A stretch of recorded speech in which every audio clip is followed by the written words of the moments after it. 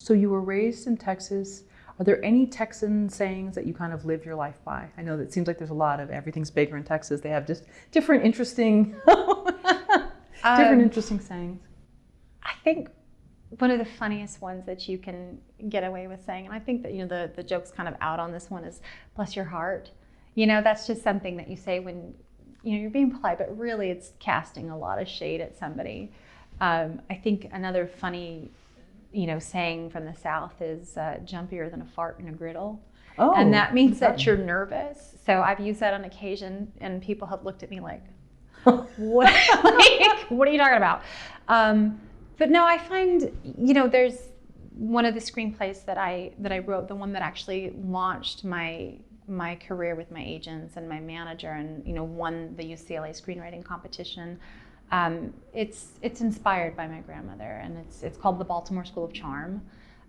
It's about a woman in the 1950s who murders her abusive husband and goes on the run by pretending to be an East Coast debutante.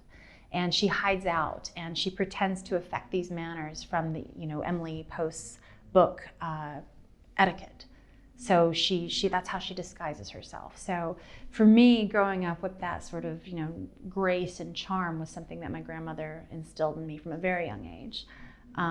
You know, my grandmother didn't murder my grandfather, but she did get out of a really bad situation, and she, you know, went off and, you know, did her own thing, and she came back years later. I mean, this is a woman who hadn't graduated high school. You know, she wasn't formally educated, but somehow she started coaching women through the Miss Texas pageants. And, you know, I remember being a child, and she would teach me and my sister how to, you know, walk with books on our heads, and how to properly get out of a car, and how to pump gas. And this is, you know, you pump gas, you put your doe-skin gloves on because you don't want to get your hands dirty. So there was this sort of genteel nature about her that I really wanted to capture in this character, Millie. And you know, they always say, write the thing that you're afraid of. And I was afraid to tell the story because it does deal with a lot of things. It deals with, you know, domestic violence and, you know, getting out of that situation. And it's not pretty. I mean, she kills her husband in the narrative.